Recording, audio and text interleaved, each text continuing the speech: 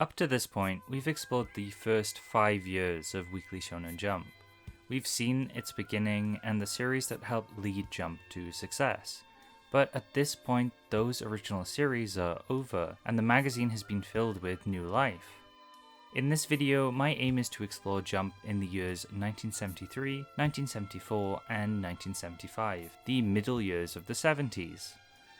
I don't think these years are as packed with hits as the previous ones, but there are definitely a few notable manga, some you might recognize, some you can read, and many that are interesting. So let's dive into 1973.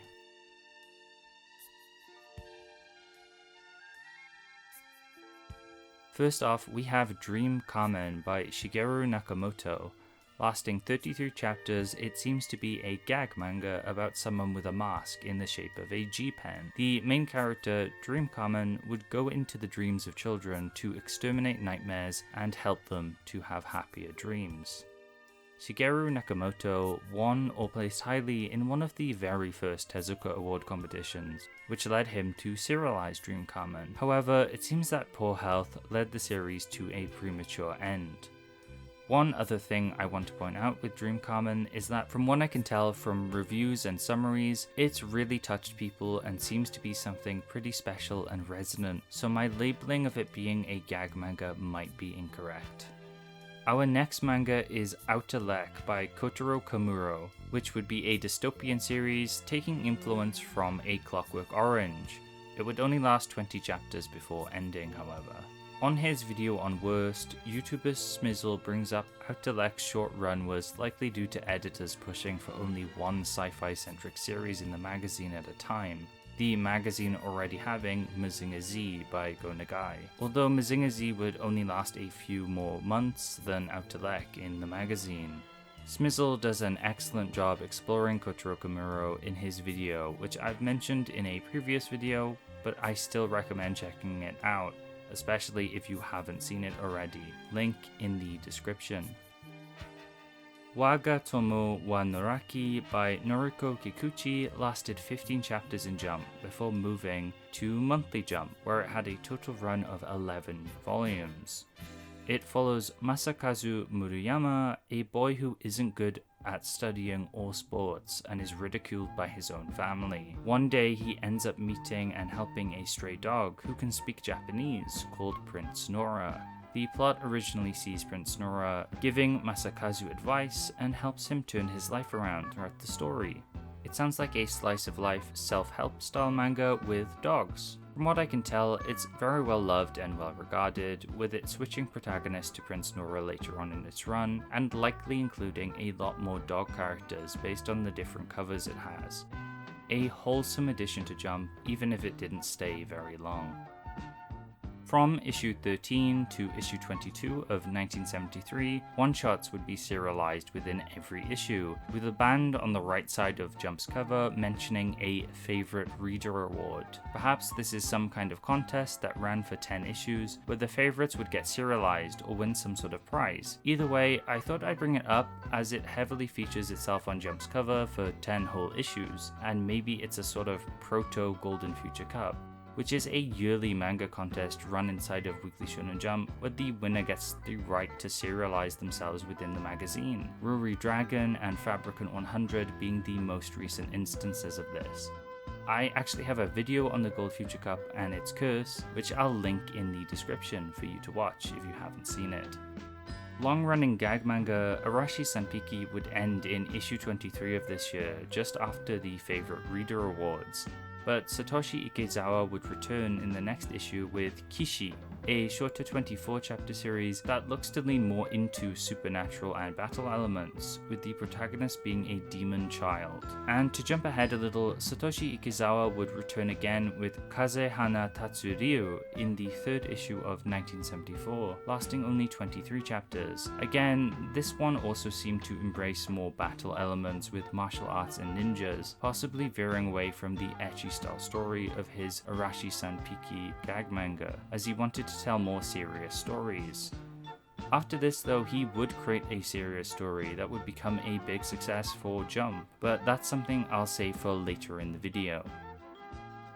Barefoot Gen by Keiji Nakazawa is likely the most recognizable manga on this list, and it's not just a manga that's well known to manga readers but also to the world, as an account of what happened during World War II in Japan, especially the bombings of Hiroshima and Nagasaki.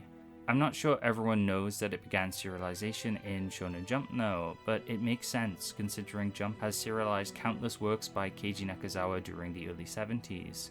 The story famously draws from Keiji Nakazawa's life, and the main point a lot of people discuss is the dropping of the bomb on Hiroshima though, as it's depicted extremely brutally and tragically. I'd probably say it's a bit much for the magazine with children in its audience, but this is a really important historical event that should be explored and talked about, and I'm glad that Jump could be a force that helped circulate that.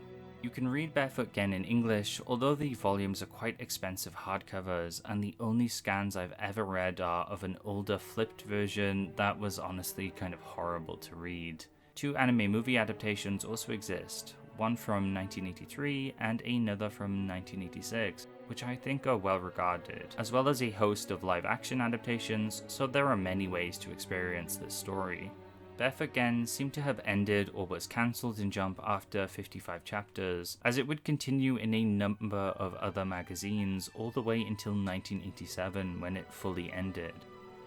Crime Sweeper by Bronson and Goro Sakai lasted 15 chapters and looks to be a crime manga with a female main character, something that seemed pretty popular in the 70s and 80s, but not so much now. I find it a really interesting trend personally. I mostly wanted to mention this because Bronson would go on to famously create one of Jump's biggest hits in Fist of the North Star, as well as many other great manga, one of which we'll mention a bit later in this video, but aside from a couple of short appearances beforehand, this would be his first series in the magazine. After Crime Sweeper's conclusion, it got a sequel series named Pink Punch Miyabi in 1974, following a secret peacekeeping organization trying to stop assassinations of VIPs organized by the evil Black Queen. Play Ball by Akio Chiba was a baseball manga that would see a decent amount of success, having 139 chapters and 22 volumes in total. It originated from a manga called Captain in Monthly Shonen Jump, with the main character of Captain, Takao Taniguchi, graduating from junior high and beginning anew in Play Ball as a high school baseballer, which I think is a really cool thing to do with your manga, having them linked together across different magazines. The previous manga Captain even continued in Monthly Shonen Jump at the same time as Play Ball, with a new character taking over as the captain of the team. It seems to be a very run-of-the-mill baseball series aside from the aforementioned links to Captain, but it did well despite its competition being the established Samurai Giants and the batshit insane Astro Kyudan. It would even later get an anime in 2005, 32 years after being serialized in the magazine, which I think is pretty wild. Ajihei the Cook by Jiro Gyu and Big Joe was a successful cooking manga about a young cook named Ajihei who ignores his father's wishes of becoming a traditional chef to make fast food that's inexpensive but tasty, so everyone can enjoy eating. It definitely sounds like some DNA has been passed down from Ajihei all the way down to modern day manga like Shokugeki no Soma. In a similar way to Soma, parts were often depicted in an over-the-top way, with Ajihei working so hard he'd bleed and would sometimes use his own sweat as a secret ingredient, which definitely violates some health food codes. It met with a lot of success and even had its own TV drama, ending with 212 chapters and 23 volumes, with some noodle shops in Japan using the name Ajihei in their store names due to the series' popularity. Hiroshi Motomiya is an author you should all be familiar with by now if you've been following along through my Jump series. He now returns with Obora Ichidai, his third series in Jump.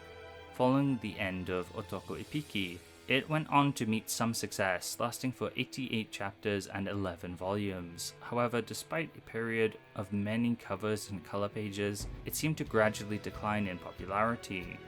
It follows Toroji Tamba, the son of a millionaire that would grow up and use his assets he gained throughout the series to fight Manjiro Shimamura, a dictator governing over Japan. Using elements of delinquent fights, as well as heavy political aspects, it sounds like it shares a lot of similarities to Otoko Ipiki. Hai ni Naru Shonen by George Akiyama lasted 11 chapters and sounds like another one of his darker stories that focuses on a child who begins figuring out that something is very wrong with their family. The main character, Ushio Matsubara, growing up in a happy family at the beginning before headless murders start occurring. The title of the manga is also very ominous, roughly translating to The Boy Who Turned to Ash. Ushio's mother also has a rare disease where she needs constant blood transfusions too. All this information just comes together to create a really enthralling synopsis, a horror mystery series which I'd love to read.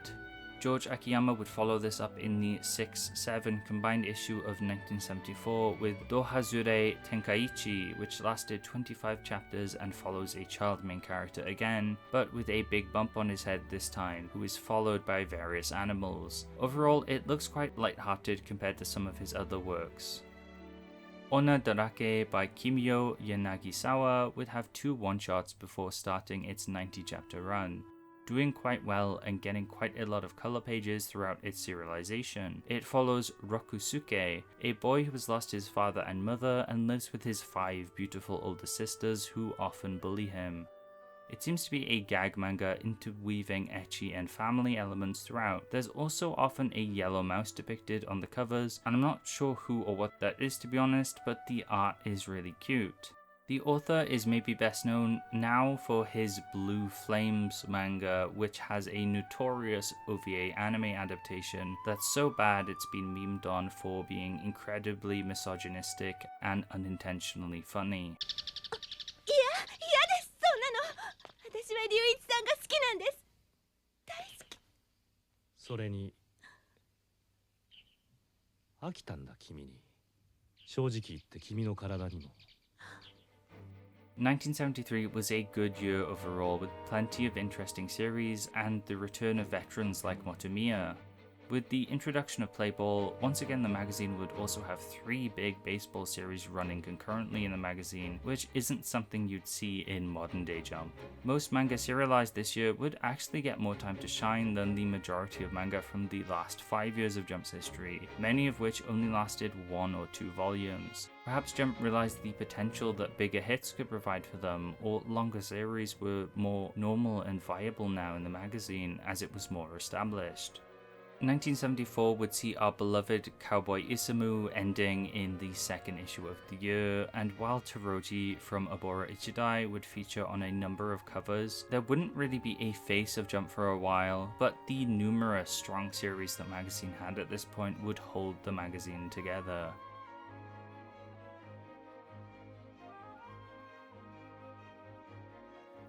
From issue 17 to 20 of 1974, Jump would publish more one-shots and feature them on the cover, possibly looking for hits or talents to bolster the magazine. The issue 17 one-shot, featuring a really cool-looking character from Mayonako no Senshi, would be created by Go Nagai. It would be one of his last contributions to the magazine. Another interesting thing to point out is that from 1974 onwards, it looks like Jump started to do a lot more color pages. The first proper manga of 1974 I want to talk about is Yokai Hunter by Daijiro Morohoshi, and although it's not very well known in the West, Daijiro Morohoshi is a very well respected artist in Japan, with people like Hayao Miyazaki of Studio Ghibli being inspired by him. Many other artists respect his work and drawing style too, his assistants going as far to say his artwork was so unique it was difficult to assist him. The story of Yokai Hunter follows Haida Reijiro, a former archaeology professor who was expelled due to him looking into occult research. He now wanders Japan and hunts yokai. The art is very unique and dark with a lot of hatching. It makes it seem rough and reminds me of older Western comics, which could have been a possible influence for Morohoshi. The people are simplified but less stylized and have more realistic proportions, giving the manga a more uncanny but real feeling. It's a good match for the disturbing horror elements present in the series. It also might be more appropriate to classify Yokai Hunter as a series of one-shots that ran throughout the mid-70s in Jump, rather than a series, but the first volume, which compiles the first 6 stories, you can read in English, and it's all fully translated. I recommend if you want something horror themed from Jump. Next we have Sukaban Arashi, Masumi Kurumada's debut series. Kurumada being a figure who would go on to influence Jump in many ways and produce numerous important series in the future, which I'm looking forward to talking about. Sukaban Arashi though follows Rei Kojinyama and Shizuka Ayakoji. Rei is aloof, poor and hot-headed, and Shizuka is a millionaire's daughter who is Rei's polar opposite and better in every way. A rivalry sparks between them, and Shizuka attempts to outdo Rei at any opportunity. Lots of petty fights and over-the-top events ensue throughout the manga, and it's really fun to see the two of them go at it. It lasted 27 chapters in total, and you can read 17 chapters as they've been translated into English. I'd recommend it too, as I really enjoyed my time with Sukaban Arashi. It's one of my favourite older manga. After the short Doctor series called Gurambo Isha, the next serialization would see Jump immediately refilling their baseball quota to 3 series after Samurai Giants ending, with a new series called Flame Giants. Created by Shiro Mitsue and Ryoji Ryuzaki, Flame Giants was a baseball manga that ran for 56 chapters and seemed to veer more towards Astro Kyudan on the baseball wackiness scale. It had quite a few color pages and did well for itself despite having a shorter run than its contemporaries.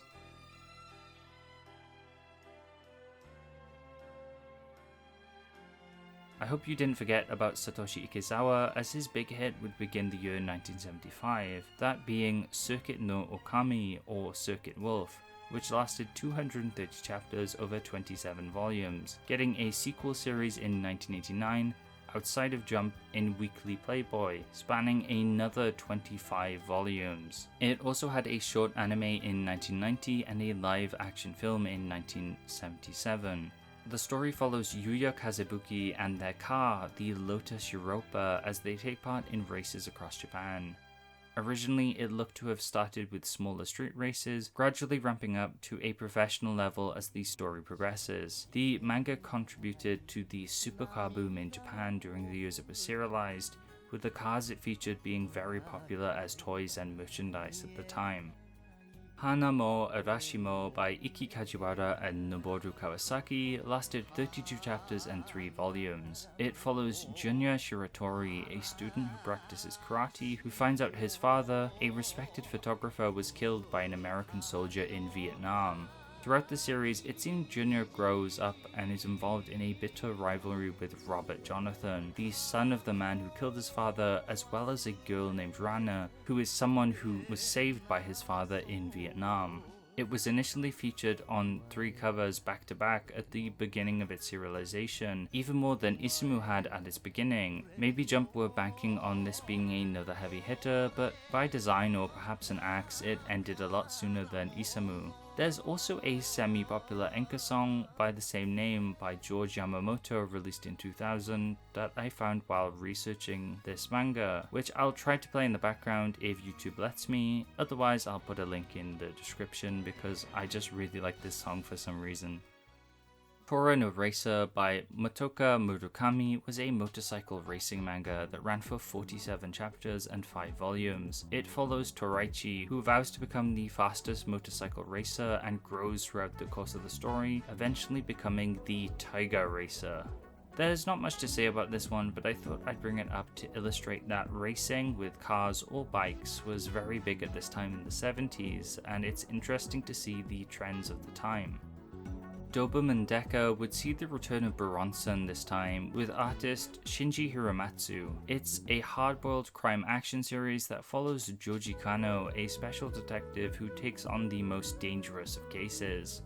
The story apparently starts out more serious, but gradually becomes more light-hearted as the police division is fleshed out and more characters join in. It ran for an impressive 29 volumes and 163 chapters, getting a sequel a long time later in 2012. A 1977 film, a 1980 TV series, and a second straight-to-video 1996 film also exist. It would be an important hit for Jump that would bolster the magazine at the time, but it's perhaps overshadowed by Bronson's later successes, so it isn't nearly as talked about now, which is a shame since it seems really cool and I'd love to see it translated one day. Motomiya would end 1975 with a brand new series called Zero no Shirataka, the White Hawk of Zero. It lasted 34 chapters and 4 volumes, having good initial success and color pages, but not lasting as long as his other series. Perhaps by design, as it followed Yoshitatsu Nakayama, a part of a group of kamikaze pilots, who would go on to fight in air-based battles during World War II. The manga is said to depict their lives and final moments, the overall plot being a bit dark for something I'd imagine to be in Shonen Jump. Just as 1975 would end, we would see one more baseball series join the magazine, this time being partly a comedy gag manga. 1-2 no Aho would be created by Toro Kon and followed the supervisor of the Friendship Academy baseball team. It made references to real baseball players, singers, and other manga using current events to become popular, and it would go on to last 129 chapters and 10 volumes in total. As we come to a close on 1975, I wanted to bring up the issue 30 cover. It's actually the 7th anniversary cover, meaning we've covered 7 total years of Weekly Shonen Jump at this point. A far cry from the 55 total years and counting, but we're slowly getting there. What's special about this cover in particular though is how it depicts the current and past manga of Jump, paying tribute to its own history, a history which we've gradually covered. And it's lengthy, full of big and small series of all different kinds of genres. Jump had really established itself at this point, the magazine currently enjoying the success of many popular series, capitalizing on what was trending with children at the time, baseball and racing being some of the most popular. There's still a lot of the 70s to get through, however, and a lot of new faces to see, some of which I've been itching to talk about from the very beginning of this series. So as usual, look forward to me covering the next few years in a future video.